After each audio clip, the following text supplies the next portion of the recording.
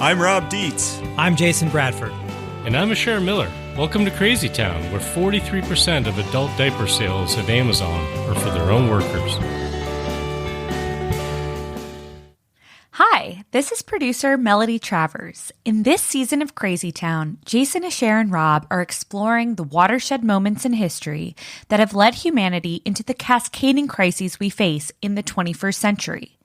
Today's episode is about the dehumanizing world of scientific management, where power-tripping business tycoons turn workers into resources. The watershed moment took place in 1899.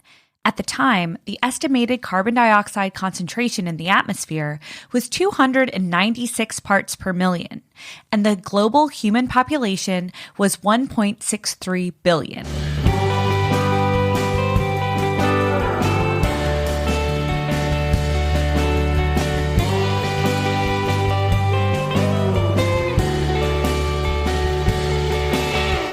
Hey, everybody, our listeners out there, you know that we broadcast from Jason's farm. And Jason, I got to commend you on running a farm that takes into account, people and the place, and you're trying to take care of the soil and the animals. Yeah. And organic food, Yeah, thanks for recognizing that, Rob. I appreciate it. Yeah, but that's not really the issue here. Okay. What we need is to maximize the dollars and the output on this Well, farm. you're an investor in the farm, so you should be really mindful of that. I appreciate that. Well, I am mindful, and I hired a management consultant a couple months back to come in with recommendations. That wasn't in my operating budget. Well, that's okay. We'll work that out in the details. But we've had drones flying over and monitoring what you've been doing here on the farm. I thought I heard a buzz. Yeah, well, we've got some recommendations, okay? Yeah. Last week, you guys were working on the fence, trying to pound in some poles, and you only got 50 of them done.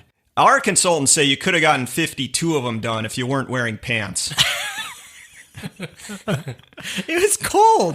Hey, restrictive movements keep you from getting those fence posts in. I do have quilted jeans. Look, Come on, but they're stretchy. We've got a booklet of ideas like this. We're going to get some more dollars out of this farm. So I'm okay. Well, let's talk to Kristen about this, the other owner, and I'm happy to listen. Okay, good. It sounds to me, Rob, like you've been doing some reading up on Frederick Winslow Taylor. I may have. Okay. Well, and we wanted to bring up Taylor today because Taylor is the person who's behind this watershed moment, which is famously or infamously known as the pig iron story. Okay. I don't know if you guys are familiar with this, but let's just go back in time a little bit, okay? Back to 1899, a long time ago in a galaxy far, far away. It was actually in a town called Bethlehem, Pennsylvania. And this guy, Frederick, our buddy Freddie, was outside with a bunch of his workers, and he had a stopwatch. Actually, he had a group of stopwatches with him. He was hired by the Bethlehem Steel Company to manage a gang of 75 men working on the rail yard, basically. They had to move about 80,000 tons of pig iron bars. Each of these bars weighed 92 pounds. What the hell is pig iron? I think it's cheap iron, basically. Okay. They were trying to move all of this. So imagine 80,000 tons of this stuff, Yeah. right? They were trying to move it from the main yard to the railroad cars, right? And so they had a gang of like 75 workers working on this. Cher, you and I are basically glorified desk workers. You think the two of us together could move a 92-pound bar? I'm doing some calculations right now. You're Keep going. totally insulting me. Right? At my age, I could. Jason maybe, would just be twirling them like a baton. For a foot at a time. Each man needs to move 11.59 bars, by the way. Anyway, keep going. Wow, you're like a disciple of Frederick Taylor already. Weighing 1,067 pounds. 1,067 pounds total. 1.21 gigawatts. But go on. I love this. This guy sounds great. Clearly. Well, so the bars were needed for the Spanish-American War. I don't know exactly why, but there was a big rush on to get this iron. Yeah, making ships, making guns. Yeah. So they're trying to get it, onto the rail cars as quickly as possible. So on March 11th, 1899, Taylor, and he had a bunch of guys, young guys, working for him, who were there to observe these workers in the rail yard, right? And they took their stopwatches and they were trying to figure out how many tons, how much of this pig iron these guys were moving on average per day. And they calculated that it was about 12.5 tons per person per day on average. So they applied this, sort of science of observing these guys, timing them and all this stuff, and figured out that if they actually applied the best ways of moving the stuff that Taylor came up with, that they could actually, on average, load 47.5 tons of pig iron instead. That's like almost 4 times as much, right? That's a lot more, and more than the song Load 16 Tons. And Taylor was much smarter than you, Rob, or the consultant that you hired. Low bar. It wasn't about, taking your pants off so you could get a better grip or something on the pig iron bar. I don't know exactly what the techniques were that you came up with. So 80,000 pounds, 80,000 tons, buddy. I put pounds in there. Put your calculator away. My God. That's why you're a farmer. I was so far off. And not an MBA consultant. Oh my God. I gotta go back. You gotta go back to school, buddy. Jeez, that's a lot of pig iron. I'm like, this is not that hard. So the reason this is the watershed moment is because this seminal moment in Bethlehem, right? Time out. You can't use the word seminal in Bethlehem. Bethlehem, Pennsylvania. Oh, okay. The seminal moment in Bethlehem, Pennsylvania would eventually lead to the development of the theory of scientific management and ultimately the formation of a whole new class of worker, the manager, who usually came out of one of thousands of MBA programs from around the world. That's 1.7 million of those 92-pound bars. That's a lot. I was so far off. You were very far off. I'm sorry, I'm caught in this right now. But let's move on. The story. The story's good. Yeah. What a great job they had moving this stuff, don't you think? Oh my God. Well, can we talk for a minute about which is the worst job? Like being the guy sitting there with a stopwatch trying to figure out. No, we're talking 1.7 million 92-pound bars of iron. I think I'd rather be the stupid manager. Well, I don't know. I mean, I know I'm a scrawny dude and would never be able to move all that stuff, but it seems like at least a good day's work as opposed to going, blah, I've got my stopwatch here and that guy. Jason, let's set this up for Rob so you can do this for a day, okay? And then you can come back to us and tell us which job you've done. These guys were like the CrossFit before that was a thing, right? This is what you would want your CrossFit gym to come out. This is where our economy's gone, is like you got to invent CrossFit because people don't actually do, a lot of people don't do this kind of hard labor anymore. It's a lot easier to put in fence posts, Rob. I should do 52. You're right. Yeah. Well, why don't we talk a little bit about this character, Frederick Taylor? As you alluded to, Asher, I did a little bit of reading up on him, and I wanted to share that with you guys. So he was born into a privileged family. They had high expectations on him and his brother, and they sent him to the best high school, Phillips Exeter, which is... That sounds pretty good. It's probably like an Ivy League college, basically. Yeah. So that was kind of his start in life. And it turns out Taylor and I probably related because his family came over on the Mayflower just like my family. Oh, wow. Hoity-toity. You seem to remind us of that almost every episode. Well, you guys bring it up more. I bring it up more. Yeah. I like to give We're Jason just jealous some grief about it. We didn't go to fancy Exeter high schools or sail on ships. Actually, do you think Mayflower was fancy? I don't think it was fancy. Well, at least I made it across the ocean. Yeah, it was a good ship. So actually, it's good you brought it up because Taylor was actually, he would have belonged well on the ship. He was a true Puritan. No alcohol, no tea or coffee. No fun, was not allowed to have fun at all. No, but he was definitely obsessed with work. Our family's moved on from that, by the way. Yeah. Well, his obsession was so great that he studied so hard. I guess there was a big competition at Exeter who could be the best student. And so they would read and read and read and read. I have no idea what that's like. I try to avoid reading, but he ended up basically blowing out his eyes. Ouch. Like his eyesight failed. And so rather than go on to college and become a lawyer like his parents wanted him to, he ended up becoming an apprentice at the Midvale Steel Company. I bet lighting wasn't as good back then. Yeah. Like reading by candlelight, it must have been awful. Right. Well, and, but he was such a hard worker. He moved his way up, became the gang boss, and then the chief engineer. And he started coming up with these theories, these ideas about how to manage the steel company better. And voila, we get to Asher's watershed moment in 1899. Yeah, and I think what really tipped this story into being something that actually really transformed business and perhaps you could even make a claim to society at a larger scale was Louis Brandeis. Ever heard of him? You guys Brandeis University? Yeah. Yeah, he was a Excellent. Supreme Court judge, right? Oh, okay. You know more than I do. I think first Jewish Supreme Court justice ever. He was a lawyer and became a highly regarded lawyer. I think a labor lawyer to begin with.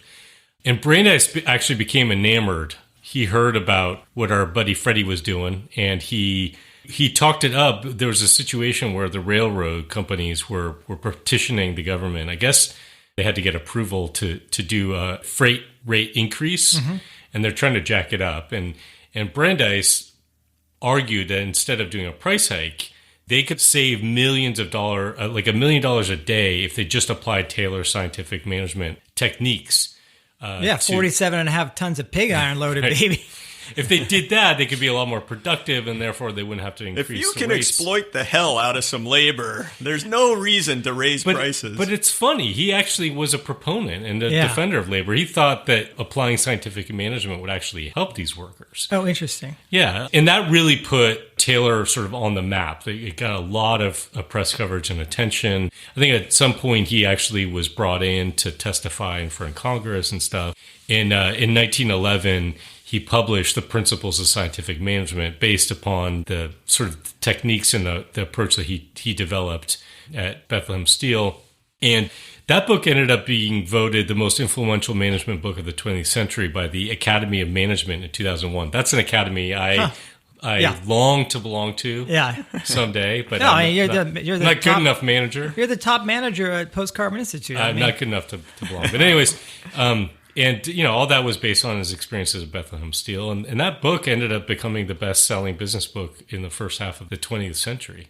I mean, I can imagine why someone who's if you think about scientific management, what it was portrayed as, how someone who's like really in favor of labor rights would be like, yeah, this is going to be helpful, right? It's like, it's basically using research and data to optimize the work a labor force can do in a given time. And if you imagine that, okay, you're going to get management on the side of labor to help they make them more efficient, get more out of them, but also maybe that requires better training, better equipment, and maybe if they are more productive, they can call for higher wages. So you can think about how efficiency and productivity could maybe be a good thing if you're a worker. Well, that's all well and good. I like that definition of optimizing whatever. But I think Taylor's genius was he just added the word scientific in front of it. So, like, I was thinking about that. I want to do scientific coffee brewing so that I can get more caffeine per cup of coffee. Yes, they do. Yeah. Oh, and I got the exact temperature you got to get the beans at. And all I'm not awake enough to do that. Maybe I picked too nerdy of a topic. I want to do scientific soccer spectating where I can watch 110 minutes of soccer in one 90-minute game. How about that? Huh? Well, there is the halftime, so I think you guys are now in 10 minutes there already. Yeah, I want to try one other definition of scientific management. How about how to run a team by being the biggest asshole? Does that... I think a lot of people have gone to that program. Yeah, it was ostensibly about using these what sound like reasonable techniques to increase productivity. But what it ended up doing, it seems like, is promoting the creation of this whole new class of worker, the educated scientific manager, which really is setting themselves apart from then the wage laborers, right? Yeah. They're also called stopwatchers. I mean, let's put ourselves in the position of, say, we're deep into the Industrial Revolution. Factories are being put together at larger scale, being financed with these captive industry around. But you imagine at a certain scale, you're an owner, just like Rob's an owner. It doesn't know what the hell's going on, just like Rob doesn't. Right. You need to hire drones. And so it becomes impossible for the owner class to really know what's going on. So they need this management, this new set of people that are in between them and the wage laborers to sort of stay on top of things and report. And of course, if you can couch it as, oh, we're going to make your workers super efficient, then that is really appealing, of course. And like we were talking about with Brandeis, who thought that maybe applying scientific management would actually improve the lot of laborers, right? Maybe they could argue for better pay or something like that. The truth is that this idea of having kind of a new managerial class was basically saying these workers can't figure this stuff out themselves, right? Right. The bosses don't really know what's going on. The owners don't know what's going on, and you can't trust the workers. No. I mean, his biographer claimed that he actually respected the laborer. This is Taylor's biography? Yeah, exactly. Okay. But if you actually read the stuff that this guy said, I mean, it's pretty heinous. One of the things he wrote was that the ideal worker is so stupid, quote unquote, so stupid and phlegmatic that he more nearly resembles in his mental makeup the ox than any other type. He is unable to understand the real science of doing this class of work. He's so stupid that the word percentage has no meaning to him. Stupid. That is rough. And can we just not be insulting oxen as well? Yeah, I know. We had an episode about dominating animals and how we need to be in a different relationship. Here, he's not only saying people are this bad, they're so bad that they're like oxen. We actually had another episode about oxen. Remember Bill and Lou's? Oh, yeah. Not so excellent adventure? Right. Wow, we do return to the animal themes. Well, oxen specifically. Well, one of the weird things, like when Frederick Winslow Taylor says that stuff, it almost sounds like he's responding to the trauma that befell him. Like in coming up with scientific management, he's putting this pressure on workers, right? Like he's pummeling them away. And when he went through this suffering at Exeter, yeah. But in terms of reading too much, yeah. Yeah, it's like he saw the direct effects of overdoing the abused work tasks. Become the abusers. Yeah, it really kind of made me think of that. Maybe, whatever. I don't want to armchair psychologize this guy that I've never met, but it seems pretty odd. Well, if it's not obvious already to our listeners, we're not huge fans of this scientific management thing. Seeing the clear toll that it might take on. I'm willing to listen to the consultant Rob put out for me, though. I just let you know. I'm willing to listen. Let me make. Yeah, I'll take my pants off. Let me make you guys aware of something. Okay, right? Frederick Winslow Taylor, FWT.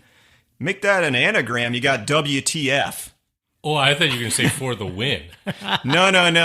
It's WTF, not FTW. Okay. Let's talk about WTF for a second, right? Because here's the thing.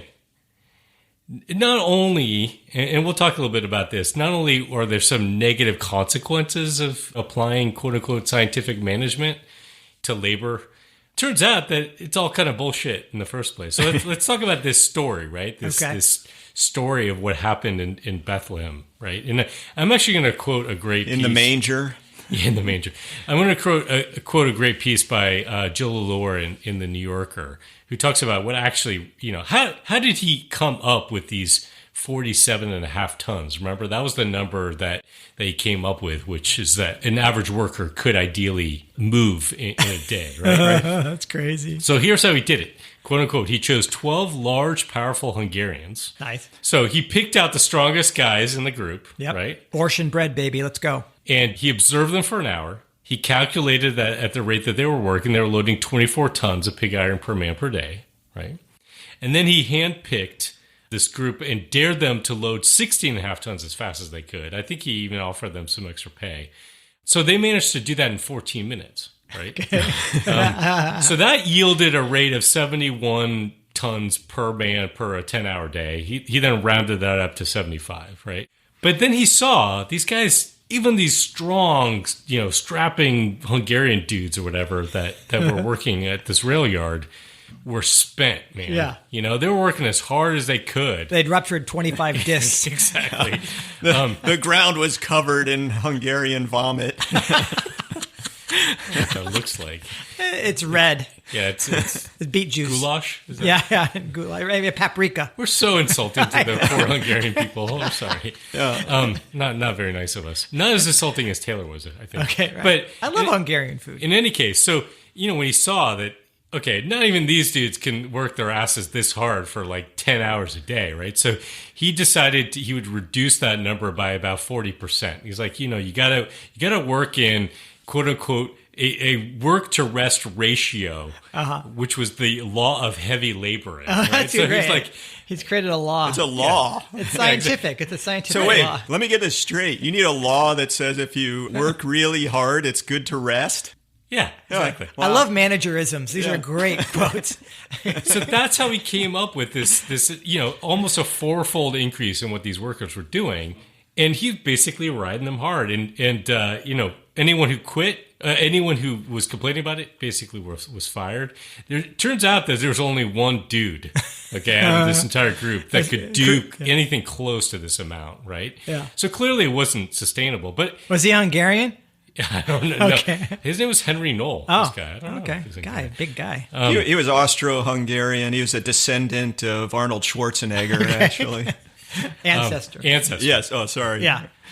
It gets worse. I mean, though. unless it's a time travel movie with Arnold. Right.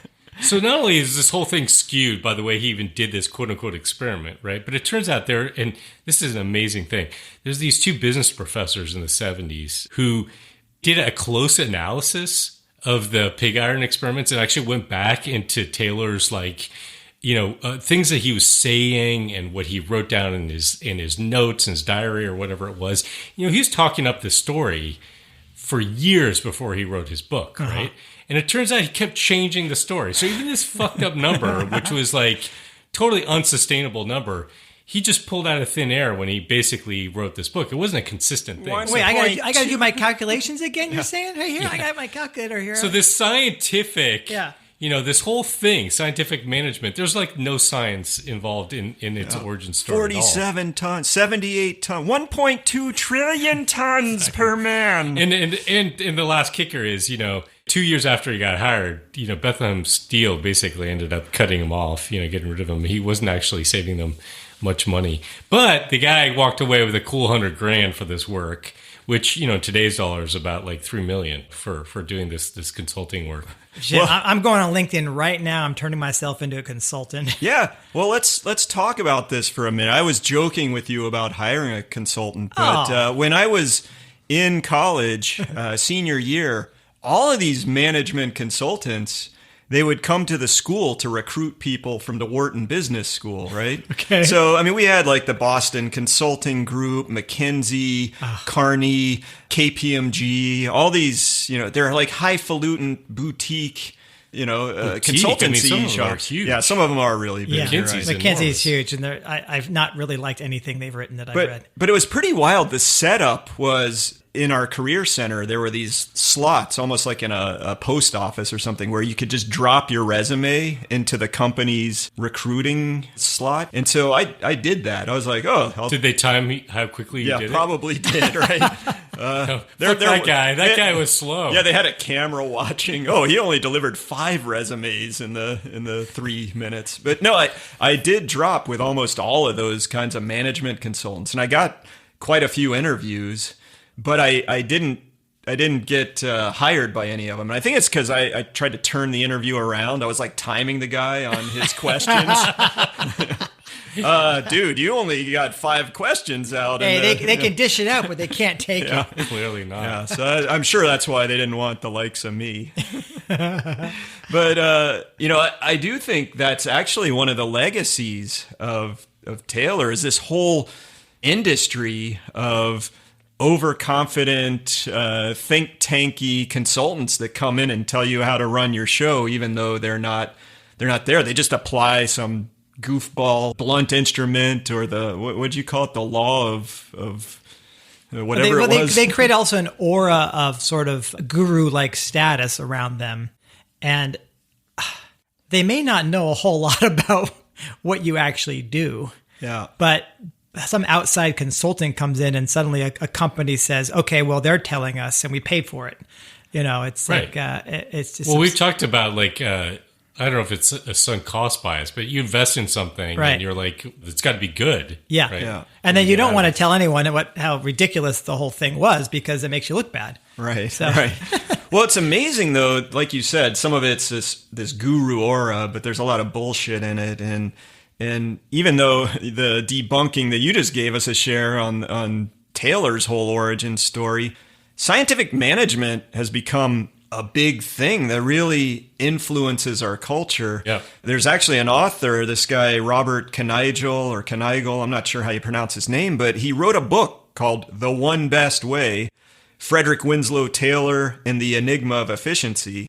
And he actually says that Taylorism, or this idea of scientific management, has been completely absorbed into the living tissue of American life. Yeah. I mean, it does. It certainly in business. So I think of Ford assembly line. Yeah, Ford is a good example, and Toyota had this kind of lean methodology. Definitely has wound its way into business, but I think also broader than that too. Oh, I mean, and Taylor saw that it was broader. Like he had a vision that it would infiltrate, and so in his book. He calls this, a mental revolution, and he could apply it with equal force to all social activities, to the management of our homes, the management of our farms, Ding, ding, ding, ding, ding. Exactly. Yeah. the management of the business of our tradesmen, large and small, of our churches, Wow. our mega churches, I guess, our philanthropic Don't make me institutions, do another Joel Osteen imitation. our universities, and our government departments. But my favorite, of course, is how this was applied then in the family, right? So there was Frank and Lillian Gilbreth, and they were time and motion efficiency experts. What is that? Okay. Like that was their job? Now here's There's some great stuff that's been done criticizing some of this. There was a vogue thing for a while where people were really trying to make movements as efficient as possible. And I actually saw this cartoon that was done where one guy was critiquing another guy who's kissing his girlfriend. He's like, there are 15 wasted motions in that right there. Well, they didn't. There's a certain motion that they did not waste because they had 12 children. Okay. Talk about a seminal moment. Yeah. And they decided to, that's a lot. That's a lot to deal with. So they decided to raise their children according to the Taylor method. And oh my God. And this was made famous. So each child had to move 47 tons of pig iron a day. Yes. You have to eat your cereal in 12 seconds. Yes. Two of their kids actually wrote a book about this, and it turned into, films. It's called Cheaper by the Dozen. Oh, yeah. There's been a bunch of those made, right? Yeah, 3 movies. Steve Martin, I think, Yes. was in Yeah, it. so it was originally a movie in 1950, but then, Steve Martin and remade it. Now, Disney is remaking it this very year. Awesome. Wow. Oh, that's what we need. They're practicing total efficiency by just remaking shit all the time, right? Yeah. No new original scripts or plots. Well, you got to keep Taylor alive. You got to keep scientific management in the pop culture and in our mindset. Well, I think it's still around. Think about what we do nowadays with our phone apps and remember the guy Tim Ferriss. You ever hear of him? And then he was big about 10 years ago. The 4-hour work week, right? Promising. That's what I do. Yep. Yeah. His big thing was it's called having a trust fund. His big thing was outsourcing what you don't like to do or want to do, and essentially it was like paying somebody in Bangladesh. What privilege! I know. Oh my God, are you fucking kidding me? To do things for you. I don't want to do that. I don't want to wipe my ass. Right. Right. Let's outsource that. Yeah. Wow. Okay. Yeah. Incredible. And then, of course, we need to get other apps like meditation apps that help us, calm down a little bit. Well, so in terms of the legacy of Taylor, we talked about how it got taken up by businesses. You're talking about how it's been taken up in pop culture and in families. But I want to come back to business a little bit, and more specifically to business school. So Harvard actually started the first MBA program, but the guy that was in charge of that was having a lot of trouble. So I guess this guy, Edwin Gay, he wanted to start this program, but he couldn't figure out what it would actually be about, because he's talking to business people and they'd say, "Oh, you can't really teach business. You got to feel it," And Oh, interesting. And so then he came across Taylor's work and he's like, "Oh, this is the perfect hook for my business school, because this we can teach." Yeah. Well, what it makes me think though is like, I'm running businesses, small business, and there's a lot of stuff I didn't know that would have been nice to have some schooling in. Sure. Legal side of things, insurance, accounting, finance, right. So I think there is a role to teach people some of the basics like that, of course. Yeah, absolutely. Yeah. And there were business schools, maybe not master's programs yet, but they were teaching business before. Well, and even management, I could see throwing some courses or resources on how do you organize stuff, or at least making it part. How do you make sure that the employees aren't unionizing? Right. There's a lot of sort of like social dynamics you have to be aware of. But it's gotten pretty wild how much this has grown. I mean, nowadays, you got something like 200,000 MBA, Masters of Business Administration graduates every year. And it's the most popular graduate program in the United States. And same with undergrad. Business is now the most popular major in all the colleges. And it didn't used to be. Has this grown? Yeah. It wasn't even a thing before basically the turn of the 20th century. Wow. But yeah, I also think there's, and I don't know what the stats are on this, but I think a really high percentage of CEOs, people at the very top levels in corporations, are all MBAs. I mean, it's kind of like an expectation on some level in order to rise up in management to get into sort of C-suite, executive level stuff. It kind of, I don't mean to be disrespectful to people studying this, but it doesn't strike me as like the strongest course of study, right? Like you see people getting a PhD in accounting, and it's like, what exactly does that entail? I mean, like I see like yours in biology, Jason, you're trying to understand how an ecosystem works better, or trying to understand how some part of the living world actually operates. And there's like, how do we add up these numbers better? Or, it strikes me as odd that that's such a popular course of study. I think we should talk about why we even picked this as a watershed moment. Mm-hmm. Why do we see this as being so important? And I think there are a few reasons. I mean, one of them is I don't think you can understate how much it's changed labor and our economy to have kind of this new managerial class, that has emerged. Whether they're being taught specifically Taylor stuff or not, I mean, I think that's probably gone out of vogue on some level, and there are other things that people are being taught. But this idea that there's this new class of worker that sits on top of labor, right, and that manages them, that serves as a buffer between sort of the capital class, the owners of business, and are being essentially richly rewarded for extracting the maximum out of these workers. Seeing labor. I mean, you go back to looking at economic, the equations for economic models, right? Labor and land or whatever. Yeah, land, labor, capital. Yeah, productivity equations. And it's like, let's maximize, this labor component as much as possible. And we've clearly seen there's been, and a lot of this is pointed to in terms of technology, but we've seen this growing disparity between the growth of productivity and wages for labor, right? Like they're actually, even if Brandeis early on thought this is a way of increasing the well-being of laborers. It's actually been used as a way in the sense of, all these gains going really effectively to the top. You know what it reminds me of? Did you guys ever see that? I think it was out on YouTube, where Rutger Bregman, this kind of Dutch author, was interviewed by Tucker Carlson. Oh, yeah, I remember that. It was great. So what he did is he totally confronted Carlson. He's like, you are a millionaire who is serving as the mouthpiece for billionaires. You basically spout Rupert Murdoch's bullshit so that he can make more money. And then Tucker Carlson, of course, flips out and cuts him off.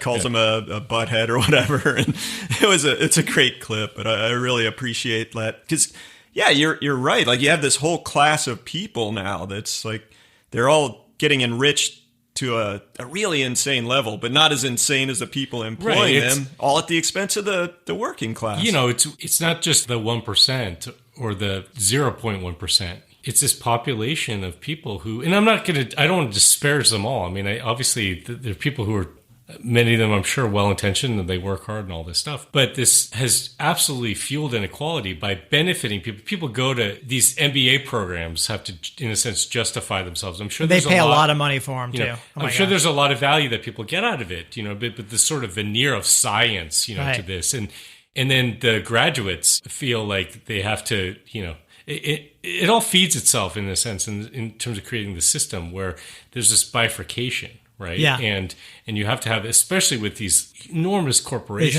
Where, you have to manage so many workers and so many processes. I mean, this actually ties in really well with an episode we did last year on the overproduction of elites, and where we talked about sort of primary, secondary, and tertiary jobs in the economy, and that this was only really possible to have so many tertiary jobs, so many of these jobs that are managerial because of the complexity of our society most required it, but then the energy basis allowed it to get this out of whack.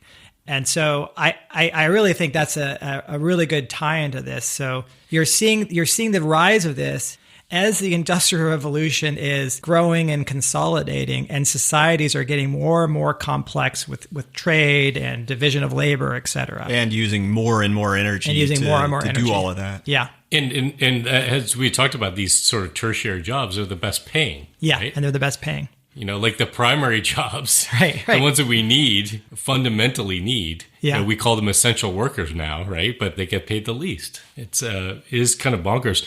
The other thing to bring up in terms of, how does this relate to Crazy Town is that, I mean, there has been an increase in efficiency and productivity, right? I mean, even if a lot of Taylorism stuff is bullshit, this focus on efficiency gain, on increasing productivity, it may have not translated to great, especially with the destruction of unions, which I think you can also attribute to the rise of the managerial class, right? Is that you have these productivity gains. They don't necessarily lead to gains in wages for labor, but they have led to cheaper products, right, and more consumption, right? Which is, again, just fueling this sort of Crazy Town thing of scraping every resource we can out of the earth, exploiting labor, and creating all this pollution that's going to do us in. Yeah, efficiency ends up being maybe our enemy in the long run. Yeah, and if you think about it, I mean, we've taken it now to this place where we now have globalized supply chains because, it's cheaper to get labor somewhere else. Right. You know what I mean? And because energy has been so cheap. And that has directly led us to deal with the kinds of shocks that we're seeing now with supply chains and pressures. When these supply chains kind of break down, they become brittle because it's such a focus on efficiency. And again, remember, we also had an episode where we talked about how you got to be careful when you talk about what you mean by efficiency. Yeah. And here, what we're talking about is optimizing for profit, okay, financial gain, which when you have a high cost labor system means you've got to reduce the cost of labor, reduce the amount of labor per unit of production, use technology with energy to leverage less labor to get more. And so, or outsource it to or some outsource other place. somewhere where labor is cheaper. So this is yes, labor efficiency, which is really about the financial rewards of doing so, right, and then the lock-in of technology and energy dependency. Well, and when you start thinking that way, that's when it's easy to see people as cogs in a machine, right? You're thinking of them as some kind of resource rather than people.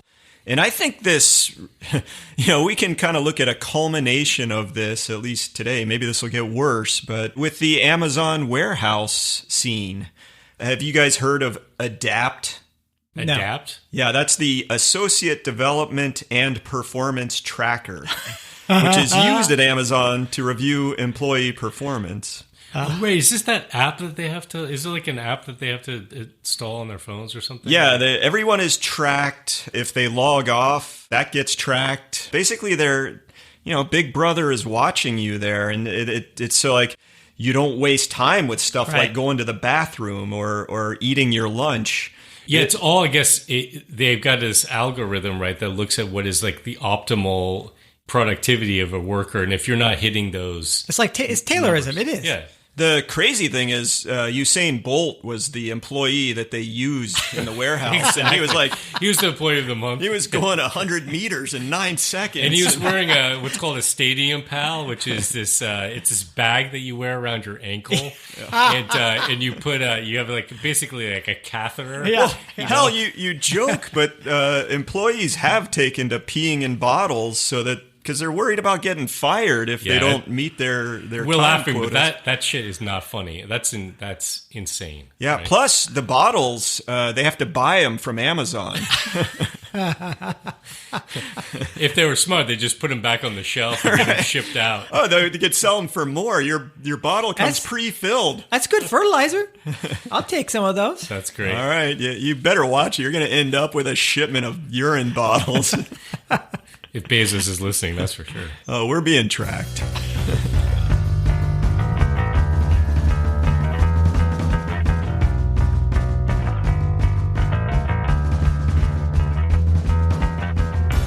Hey guys, I got another really nice 5-star review that I want to share with you. This one comes from PLMJ62, or possibly Plumj62. Oh, yeah. Okay. No, that. Plumj says, I enjoy the fact that through a healthy injection of scatological humor and unrelated pop culture references. Scatological? Yes. Okay. And unrelated pop culture references, Rob, Asher, and Jason make the myriad existential crises we face entertaining. That's true. Up the good work. Yay, thank you. So, yeah. You had me at scatological.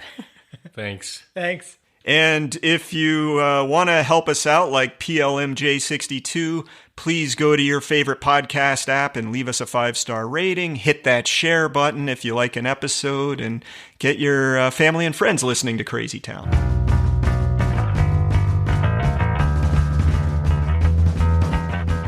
Every decision I've ever made in my entire life has been wrong. My life is the complete opposite of everything I want it to be. If every instinct you have is wrong, then the opposite would have to be right. When I was watching this Netflix series on the Michael Jordan, and they called The Last Dance, it was really more than just about Michael Jordan. It was about the team around him and also the coach, Phil Jackson. I found that character pretty amazing. And one of the things that I got out of it was how Phil adapted his treatment to the individual, and he really had this really strong personal relationship. And the character that stands out for is Dennis Rodman. You remember that guy? Yeah, he would belong here in Crazy Town. So Dennis he belongs in North Korea with his buddy over there. he was out there, and they had plenty of footage and examples of Dennis being pretty wild, going to Vegas in the middle of the season. He left in the middle of like the playoffs. Yes. Did he disappear? He went to some wrestling performance of Hulk Hogan. But he was incredible. Like, what a rebounder. He was like the high energy guy. Well, that was the thing. It was like on the court, he gave everything. And what Phil Jackson and the team accepted was that we've got to give him space to be himself and take the breaks he needs, because we know he's going to tell us what he needs outside of basketball to be great at basketball. So anyway, I bring this up and to do the opposite, and to say that when you have a small enough team like that, and you have relationships that are close, and you're all working for the same goal, incredible things can happen. But it's about the flexibility that happens when you know and respect and care for one another, which seems really opposite of the sort of cog in the machine scientific management. That's why I bring it up. Well, Phil Jackson did not study business administration in college. He was at the University of North Dakota, and he actually studied religion, philosophy, and psychology. Yeah. So maybe those were actually good subjects to manage. He's got a real spiritual bent. He was a basketball player. Was a professional basketball player as well. But I think his parents were like preachers and stuff, so... Yeah, what you just said, Jason, I think is a key thing to think about in terms of doing the opposite, and it gets to scale, right? So, right. I mean, a lot of these challenges that we're dealing with, we've talked about on so many different levels, and looking at complex systems and the challenges that we're facing, and our inability cognitively to understand the enormity of the climate crisis and things that were created. It has to just do with the fact that we're not designed to operate at the scale that we're operating at, and that's true just in terms of like how we work together as human beings. There's another fascinating theory that was developed that came out of, again, studying sort of labor and how people work. There's a guy named Homer Hibarger, I think. I'm not sure how it's pronounced, but he was studying, this is like in the 1920s, early 20s or something like that. He was trying to study how like illumination, I think he was hired by like a light bulb company or something, how that actually makes workers more productive. And so light bulbs make workers more productive? If you turn up the lights, basically. Right. Yeah. This is like early. I was going to say, if you're stuck in the dark, it's hard to get your job done. Yeah. Well, we talked about Taylor, how his eyes probably went to shit because, he was studying by candlelight or something like that, right? So he was doing these studies to see if you increase the lights, they would go up, and productivity did go up. And actually being a true researcher, unlike our buddy Taylor here, he was actually, I need to compare this to other things. Right. So he tried a bunch of other stuff. Like and these were women doing telephone relay stuff. Okay. He released several hives of stinging bees. That's what it was. No, he was trying to do nice things, give them breaks, and when he gave them breaks, productivity went up also. And then he gave them more breaks and productivity went up even more. And he eventually let him leave like an hour early every day, and productivity even went up again. Free lunch, all this stuff. Yeah. And he couldn't fucking figure out why this was going on. So they brought in this other guy, this Australian guy named Mayo, to look at this. And basically his theory was that it doesn't matter what the interventions were. It was the fact that you brought this small team of women together, working together on something. Right. Do you know what I mean? So it was this like cohesion and connection between them that led to that productivity. It didn't matter if it was the lights or the heat or the whatever. Oh, it was, interesting. which is, I think, really fascinating. I mean, there's a dark side to that, which is like, you could, on a managerial level, like try to manipulate. I think they call this sort of like a humanistic approach to management. You could manipulate people to that way if you wanted to. But again, bring it down to the human scale, I think, is really key. Well, that's very different, the idea of I'm going to manipulate people by using this information versus I'm going to trust them to make good decisions as a team. Mm-hmm. And that brings up the story of Joost de Blok. And I read about this in Rutger Bregman's book, Humankind. We talked about Bregman a little bit ago with the Tucker Carlson interview. Yeah. So Joost de Blok is like the contrarian CEO who doesn't believe in management, essentially. It's pretty fascinating. So he runs this healthcare organization in the Netherlands. It's kind of about nursing and giving people care. It's called Buurtzorg. I'm sure I'm butchering that pronunciation. But I think just in reading some of his quotes, he seems like a contrarian sort of jokester in a way. But his company has won a shit ton of awards. It was voted Employer of the Year 5 times in the Netherlands. And he gets sought after by professors and people all over the world. And gives these great interviews, but basically it's what you guys are talking about. He favors these small teams that are autonomous. They decide who's on their team. They make decisions about how to give care. And what's happened is the people receiving health care are happier and doing better. Obviously, winning these Employer of the Year, the employees are happier and doing better. And it's like he's basically saying, we got to get out of the way. Stop with this middle management. Let's just get rid of it and trust people to make good decisions. And they come up with great ideas. Wow, that's very interesting because it reminds me of a different context. I have a friend, Kinnary Webb, and I've been reading her book, Guardians of the Trees. And she goes to Indonesia after the terrible tsunami. And she watches all these NGOs who are these sort of bloated bureaucracies where all these people come in from these rich countries and they think they know what to do, and they separate themselves from the population trying to help out. She, on the other hand, starts an NGO that goes in to provide healthcare to these rural areas that are on the edge of these national parks, which incredible biodiversity, the Dipterkart forests and orangutans, and they're cutting them down because the people get they have a medical problem and they don't have any cash. Mm-hmm. So they're cutting trees down to go to some hospital. And like they're paying for services and logs, essentially. Well, they need the cash and otherwise there's not many other ways for them to get money. Yeah. But they don't want to do it. So she talks about how she trusted these poor, uneducated from Western standards people And she did this radical listening. Like, I'm going to hear for what their and understand what their life is about. I'm going to ask them questions. And then she's going to ask them to problem solve collectively. And so it's a tremendous like flip completely. Yeah, because Taylor would have asked him questions and then broke out the stopwatch, right? right. So I find all this very interesting. Like, trust that most people are going to want to do the right thing. And my friend Kinnery always says, like, they're all actually intelligent. Like, we look down at these people because they don't have the education we do, but she trusts that they're actually smart, that there's a reasonable amount of average human intelligence out there can actually solve these problems. Yeah, and I guess I would say even on a broader level, but it really does come down to the individual.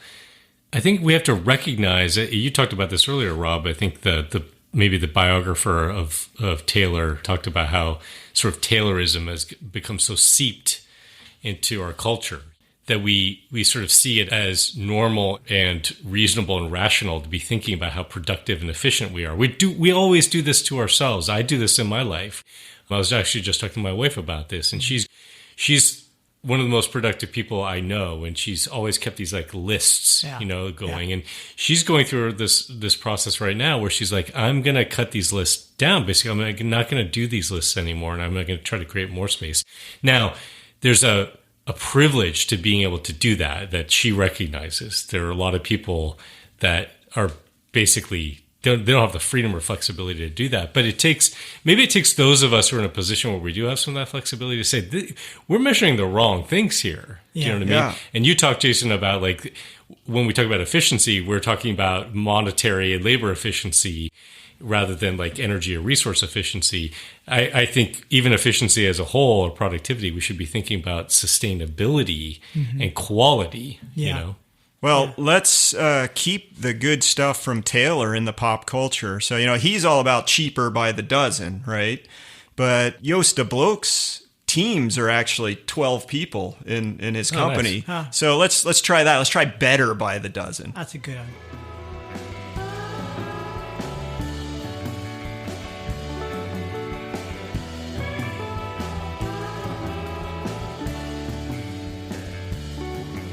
Thanks for listening. We just gave you a whole bunch of do the opposite ideas so you can take action in your life and community. If that's too much at this time in your life, do something real simple. Give us a 5-star rating on Spotify or any other podcast app and hit the share button to let your friends know about Crazy Town.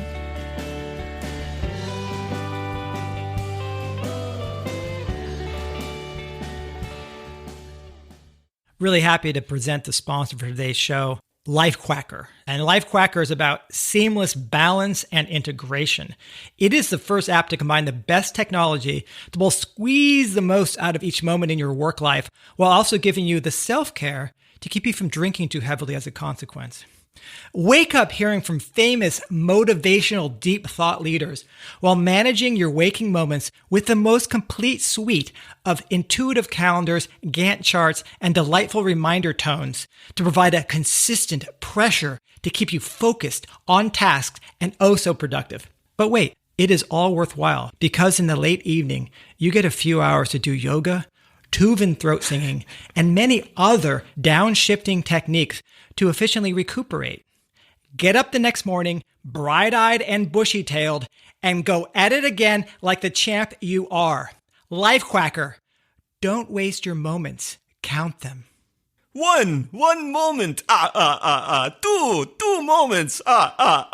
Three.